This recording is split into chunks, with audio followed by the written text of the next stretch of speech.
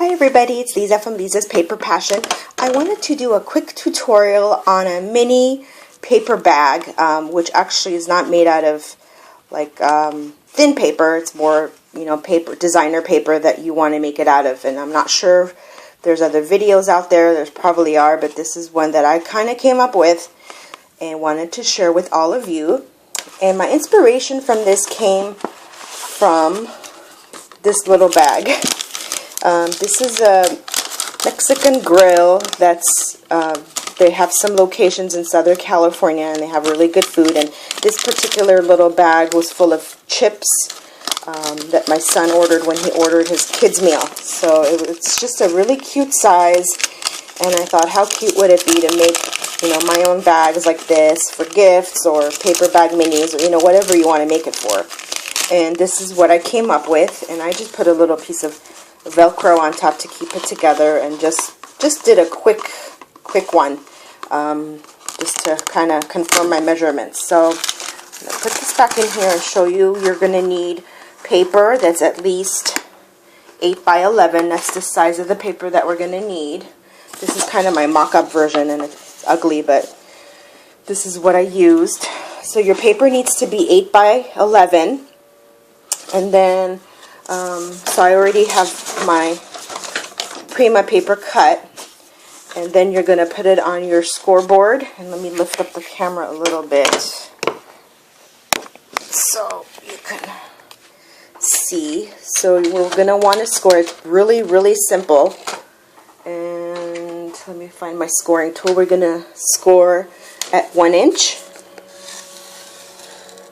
2 inches, 3 inches. Then we're going to go over here. Oh, I'm sorry. When you lay the paper down, this is the 11. So it's 11 across and 8 inches high. Sorry, should have said that, but you probably could have figured that out by looking at the paper. Okay, so we got 1, 2, 3. Then we're going to go over to 6 1/4. And I know you can't see my scoreboard, but use your imagination. That's 6 1/4, and then 7 1/4, and 8 1/4. So we got, again, I'm going to use this colored paper to help you. 1 inch, 2 inch, 3 inch, 6 1/4, 7 1/4, 8 1/4. And then for the bottom, I kind of experimented with it. I really liked the 1.5 score mark, which you could do 1. I wouldn't recommend anything smaller. Otherwise, your bottom flaps won't work out, and it won't cross over. So we're going to do 1.5 inches for our demonstration. So that's okay. I'm going to put the scoreboard away. Okay, so now what you're going to do is you kind of figure out which side you want as your outside. And of course, I want the pretty pattern with the cat's meow, which probably won't show all the way, but anyway, I want to use that side of it. So just start folding, and that's my first fold. And if you don't fold it right, it's okay, just fold it over again. So that's what we want. We want this little gusset for the side of the paper bag, and then keep folding it. This one goes this way, and this way. You're going to have one on this side, extreme close-up, and then one on the side. And then on the back, you're going to have a piece that overlaps. And you want that because that's how you're going to close it, of course. Okay, but before I do any gluing, I want to also fold up my 1 inch. And I should probably use my handy dandy bone folder. I think that's good enough. Okay, so back straight out. Fold all across. Okay, so now at this point you can use whatever means of adhesive that you want. I'm going to use a quick little score tape. If you're putting stuff in this, you want to make sure it stays closed, especially for the bottom flaps. I like to use wet glue. So I'm going to put some score tape there for the overlap, and it should be good. And I'm just going to do one on the other side too. You could probably get away with just doing this one side that I'm doing right now. on the inside. But what the heck, we'll make sure that it's really closed well. Okay, I'm going to undo this side and this side, and then flat down. Okay, so that's like your main body of your paper bag not album. My paper bag album's on my mind. So that's your paper bag. And then for the bottom part, in which I should have done before I glued it together, which it's okay. It's easier when you cut it when it's flat, and what I'm talking about is cutting all these side parts out, but that's okay. I was so excited to glue together that I forgot to do that part.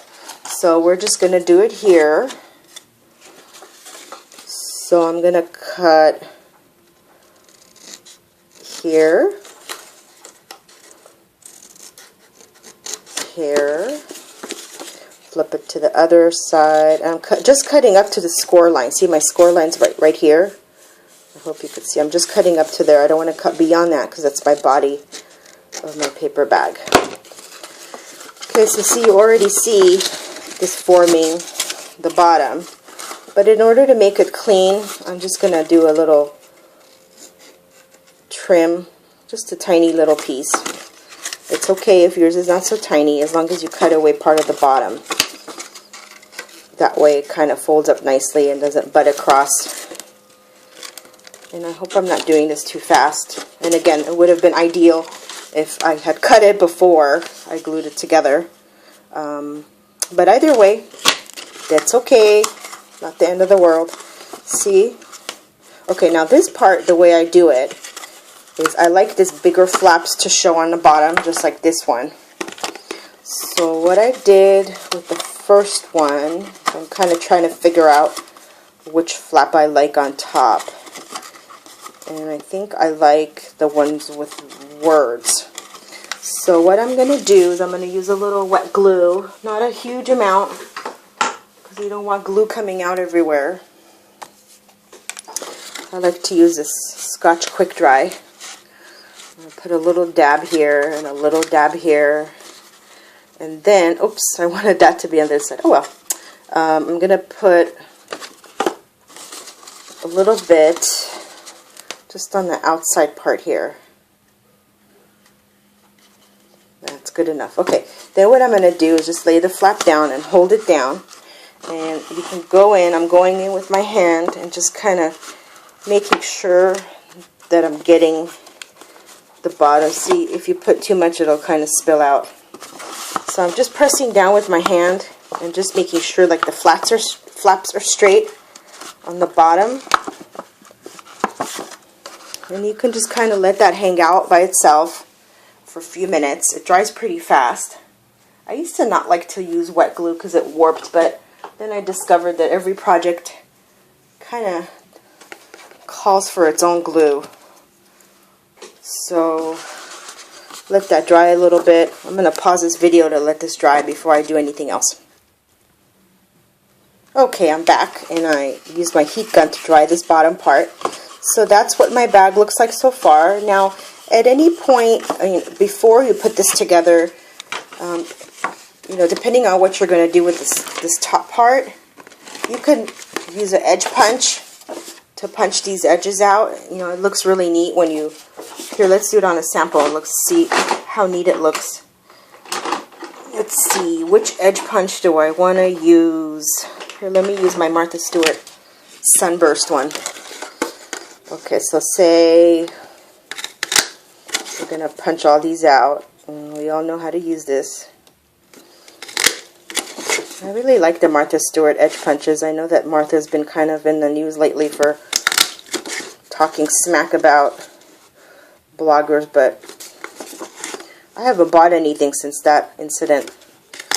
That's Martha Stewart, but I like her products. They last pretty well, pretty long, I should say.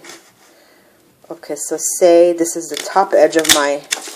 I was messing around with the corner punch right there. So put this one together, and it makes like a really cute top of the paper bag.